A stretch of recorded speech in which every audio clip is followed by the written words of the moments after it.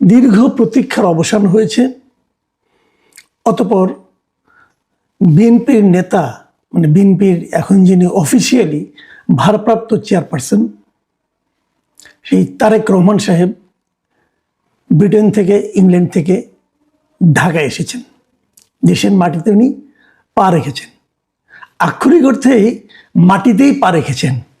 আমি একটা ছবি দেখলাম যে ঢাকা বিমানবন্দরে উনি যে রাস্তা দিয়ে আসছিলেন পাশে একটা ছোট বাগানের মতো ছিল, সেই বাগানে গেলেন, জুতো মোজা খুললেন, তারপরে বাগানের যে মাটি আছে সেই মাটিতে উনি পা রাখলেন, একটু মাটিও হাতে নিলেন।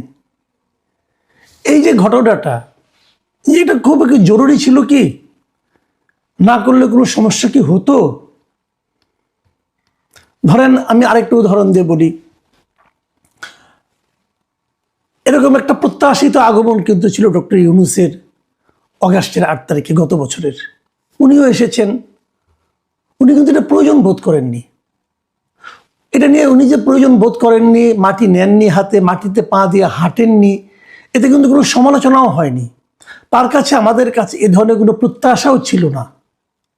উনি এসেছেন, এসে এয়ারপোর্টে বলেছেন আমার কথা শুনতে হবে। আমার ওই কথাটা না খুব ইন্টারেস্টিং মনে হয়েছিল, যে একজন লিডার উনি এসেই প্রথম বলতেছেন যে আমার কথা কিন্তু তোমাদেরকে শুনতে হবে। মানে এটি হলো সবচেয়ে বড় স্বৈরাচারী মনোভাব, যে আমার কথা শুনতে হবে। নেতার দৃষ্টিভঙ্গি হওয়া উচিত যে সবার কথা আমাকে শোনাতে হবে, তারপর সবার সঙ্গে বসে আমি সিদ্ধান্ত নেব। রাষ্ট্র পরিচালনা এটা ব্যক্তির কোনো ঘটনা নয়, একক ব্যক্তির কোনো সিদ্ধান্তে রাষ্ট্র পরিচালিত হয় না, এটা হয় একটা কালেকটিভ ডিসিশনের মাধ্যমে। প্রথম দিনে ওই কথাটা শোনার পরে, বিশ্বাস করেন ওই কথাটা শোনার পরে আমি ওনাকে নিয়ে কিন্তু খুব আশাবাদী ছিলাম। যখন উনি প্রথম বলেন যে আমার কথা সবাইকে শুনতে হবে, তখনই ওনার প্রতি আমার সেই আশাবাদ অর্ধেক কমে গেছিল। এই লোকটার চিন্তা ভাবনাই তো স্বৈরাচারী। তারপর যখন উনি ওনার কমিটি ক্যাবিনেট গঠন করলেন, তখন তো মোটামুটি আমি বুঝে গেছি যে কী হবে, কারণ এই লোকগুলো কিন্তু আমি চিনি, তাই না? যাই হোক, ওই প্রসঙ্গে আমি যাচ্ছি না। কিন্তু তারেক রহমান সাহেব যে কাজটা করলেন, এটা না করলে কেউ কিন্তু ওরা কিছু বলতেন না, কিন্তু উনি সেটা করলেন। এবং এটা কি নাটক? আমার তো মনে হয় না। আমি ওনার মুখের দিকে তাকিয়েছিলাম যে ওনার মুখের ভাবটা কি, ওনার বডি ল্যাঙ্গুয়েজটা কি। আমি ভিডিওটা দেখেছি, আমার কাছে মনে হয়নি উনি নাটক করছেন। আমার কাছে মনে হয়েছে উনি 17 বছর যে দেশের মাটি থেকে দূরে ছিলেন, এবং এই 17 বছর উনি যে দেশের মাটিটাকে মিস করেছেন, এই দেশটা যে ওনার নিজের দেশ, এই ফিলিংসের বহিঃপ্রকাশ ঘটেছে এই ঘটনার মাধ্যমে। কিছু জিনিস বিষাদৃশ্য লেগেছে। আমি পুরো ঘটনাটাকে সংক্ষেপে বলি, সব দিনে তো বলা যাবে না, অনেক কিছু আজকে ঘটেছে। আমি কিছু কিছু জায়গায় একটু টাচ করবো কেবল। আমার কাছে বিষাদৃশ্য লেগেছে যে ওনার নিরাপত্তা নিয়ে বাড়াবাড়িটা। আমার কাছে এটাও মনে হয়েছে তারা ওনাকে নিরাপত্তা যতটা দিতে চান, তার চেয়ে বেশি নিরাপত্তা তাকে দিচ্ছেন এই ভানটা করতে চান। বিশেষ করে আমি দেখলাম যে ওখানে যখন উনি ওই বাগানের মধ্যে খালি পেয়ে হাঁটতে গেলেন, তখন ওখানকার ওই CSF নামে ব্যানার, ওটা সম্ভবত ওনাদের দলীয় হবে, এরা যে চিৎকার চেঁচামেচি শুরু করেছে, এই যাও সরো বসো, এইগুলি না বাড়াবাড়ি, এবং এগুলির মধ্যে এক ধরনের আনাড়িপনা আছে। এর চেয়ে অনেক বেশি নিরাপত্তা দেওয়া যায় নীরবে। এই হইচই করে দেখারও, লোক দেখানোর নিরাপত্তা, এটা আমার কাছে মনে হয়েছে অপ্রয়োজনীয়। তারেক রহমান সাহেবকে এই সমস্ত বিষয়ে সতর্ক থাকতে হবে, যে এই সমস্ত নিরাপত্তা নামক বস্তু আলটিমেটলি আমার তারপরেও মনে হয়েছে, আমি দেখলাম যে ওনাকে যেভাবে পুরো রাস্তায় গাড়ির বহরে উনি আসলেন, 12:30টার দিকে নামছেন বোধ হয়, 12:30টার সময় কিন্তু বেরোছেন উনি, 12:30টার সময় বেরিয়ে প্রায় 3:50 এসে কিন্তু উনি 300 ফিটে এখানে এসেছেন। খুব বেশি একটু দূর না, কিন্তু খুব স্লোলি এসেছেন। রাস্তার দুপাশে প্রচুর লোক ছিল, ওনাকে দেখার জন্য অপেক্ষা করছিল, কিন্তু গাড়ি প্রায় হাঁটার গতিতে এসেছে। এবং এই সময়ে পুলিশ, আর্মি এবং নিরাপত্তা রক্ষীরা যে কাজগুলি করলো, আমার কাছে মনে হয় এগুলোর খুব একটা প্রয়োজন ছিল না। যারা ওনার নিরাপত্তা কামনা করেন, আমি তাদের চেয়ে কম নিরাপত্তা ওনার জীবনের নিরাপত্তার ব্যাপারটা নিয়ে আমি কম উদ্বিগ্ন নই, আমি উদ্বিগ্ন। তারপরেও আমি মনে করি এগুলো বাড়াবাড়ি। কারণ একসময় কিন্তু প্রশ্ন, এখন কেউ প্রশ্ন করছে না, একসময় কেউ না কেউ প্রশ্ন করবে যে উনি তো একজন বেসামরিক ব্যক্তি, অসামরিক ব্যক্তি, তো ওনার জন্য এই যে প্রভাবটা আপনি দিলেন, ঠিক আছে দিলেন, এটা আপনি কতদিন দিবেন? উনি তখন এই দেশেই থাকবেন, নির্বাচনের আগেও তো আরও 1.5 মাসের মতো আছে। এই পুরো সময়টা দেবেন ওনাকে নিরাপত্তা? উনি যখন নির্বাচনে ক্যাম্পেইনে যাবেন তখন দেবেন? জনগণের নেতা নিরাপত্তা জনগণের কাছ থেকে আসে, এই জিনিসটা মাথায় রাখতে হবে। জনগণই তার নিরাপত্তা, জনগণই তার বর্ম। এই সমস্ত ঘটনা যদি চলতে থাকে তাহলে কি হবে? বরং জনগণের সঙ্গে ওনার মাঝখানে একটা দূরত্ব তৈরি হবে। এই দূরত্ব ওনার নিরাপত্তা বাড়াবে না। আমি কথাটা বললাম, হয়তো এটাকে অনেকে অনেকভাবে ব্যাখ্যা করতে পারেন, অপব্যাখ্যাও করতে পারেন, কিন্তু আমি যেটা বুঝলাম সেটা আমি বললাম। এবং আপনি দেখবেন, খুব শিগগিরই দেখবেন, আমার ধারণা তারেক রহমানের আজকে যে আমি আপনার আচরণ দেখেছি, কথাবার্তা শুনেছি, আমার কাছে মনে হয়েছে উনি জনগণ থেকে ওনাকে দূরে রাখা খুব কঠিন হবে। তখন এই সমস্ত নিরাপত্তা নামক নাটক এগুলো আসলে অপ্রয়োজনীয় হয়ে যাবে। যাই হোক, এবার ওনার কথায় আসি।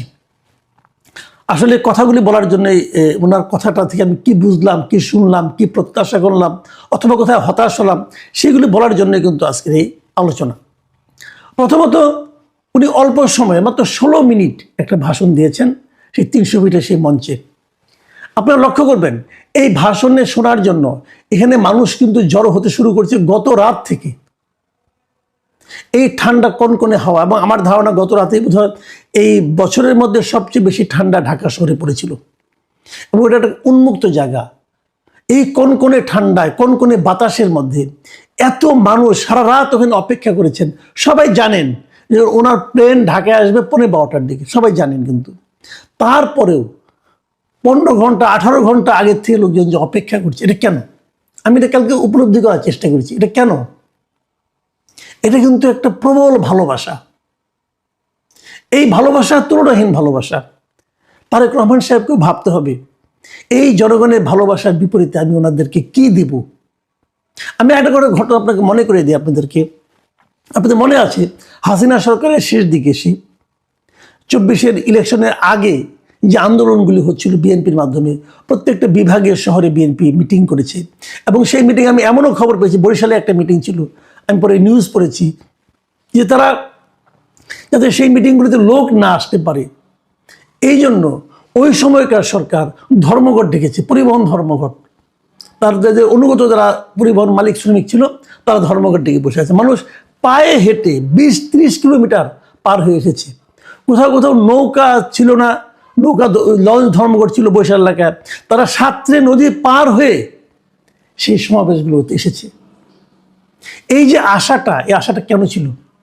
তারা একটা প্রত্যাশা নিয়ে এসেছিল যে একটা স্বৈরাচারী সরকারের বিরুদ্ধে তারা প্রতিবাদ করেছিল, একটা অসহনীয় অবস্থা থেকে তারা মুক্তি চেয়েছিল। সেই মুক্তির আকাঙ্ক্ষা নিয়ে তারা কিন্তু এসেছিল। তারপর সেখানে একটা জনসভা হয়েছে। জনসভা হওয়ার পর তারা আবার একই পদ্ধতিতে গেছে, বাড়ি যার যার বাড়িতে ফিরে গেছে। ফিরে যাওয়ার পর একবার কি ভেবেছেন তাদের মনে কি চিন্তাটা কাজ করেছে? তারা কিন্তু ভেবেছে, এই যে কষ্ট করে যাচ্ছি, আমরা বোধহয় অনেক কিছু পাবো। তারপর তারা কি পেয়েছে? তারা কি কোনো দিক নির্দেশনা পেয়েছিল? না, তাও পায়নি। এই একই ঘটনা কিন্তু আমি এখানেও আশঙ্কা করি। এই যে মানুষ এসেছে তারেক রহমানকে দেখার জন্য, তারেক রহমানের কথা একটু শোনার জন্য, এটা কেন? তারা মনে করে এখন আমরা এমন একটা অসম্ভব কষ্টকর সময়ের মধ্যে আছি যেখান থেকে আমাদের মুক্তি চাই, এবং সেই মুক্তির দূত হিসেবে তারা ওনাকে কল্পনা করেছে, ওনাকে ভেবেছে। তারা ভেবেছে তারেক রহমান তাদেরকে সেই মুক্তিটা দিতে পারবে। এই যে ভাবনাটা, এই যে চিন্তাটা, এই চিন্তাটা যদি তারেক রহমান স্পর্শ করতে পারেন, এই চিন্তাটা যদি উনি অনুভব করতে পারেন, তাহলে কিন্তু উনি ওনার মাথার উপর বিশাল একটা বোঝা অনুভব করবেন। সেই বোঝা উনি কীভাবে বয়ে নেবেন, সেই বোঝা উনি কীভাবে কমাবেন, এটাই আমরা জানতে পারবো তার যে নিজস্ব চিন্তা ভাবনা এবং তার নিজস্ব যে কর্মকাণ্ড আগামী দিনের, সেখান থেকে।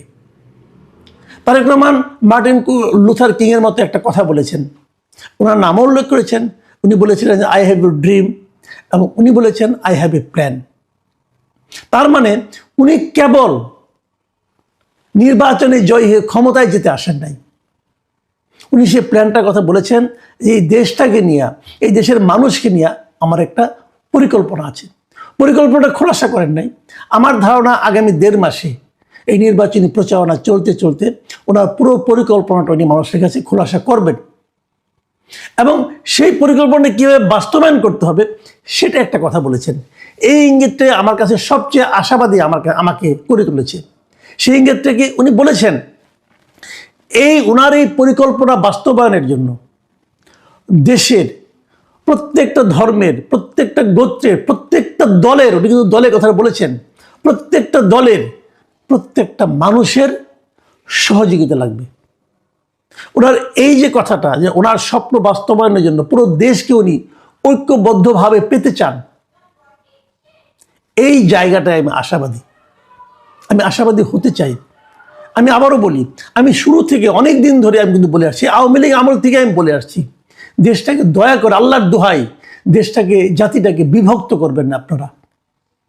বিভক্ত জাতি কখনো অগ্রসর হতে পারে না, এই ছিল আমার বক্তব্য। আমি আবারও এই কথাটা এখন এই সরকারের আমলেও আমি বারবার বলেছি, আওয়ামী লীগ দেশটাকে বিভক্ত করে ফেলেছিল, এই সরকার সেই বিভক্তি কমায়নি, বরং আরও বাড়িয়েছে, মানে ডক্টর ইউনূসের সরকার। আমি এবার প্রথম শুনলাম তারেক রহমানের কণ্ঠে উনি ঐক্যবদ্ধ হওয়ার কথা বলছেন। এই ঐক্যবদ্ধভাবে যদি দেশটার সামনের দিকে অগ্রসর হয় তাহলে আমি মনে করি আমাদের দেশের জন্য অনেক ভালো কিছু হবে। প্রিয় দর্শক, আমরা আগামী দিনগুলিতে তারেক রহমানের কর্মকাণ্ডকে ফলো করব, ওনার কথা শুনব এবং ওনার কথায় আমরা আশাবাদী হব, এবং যদি ওনার কোনো কথা আমাদের ভালো না লাগে আমরা সেই সমালোচনাগুলো করতে চাই, কারণ আমরা চাই সেই সমালোচনাটা ওনাকে আরও নতুন একটা দৃষ্টিভঙ্গির সামনে নিয়ে যাবে।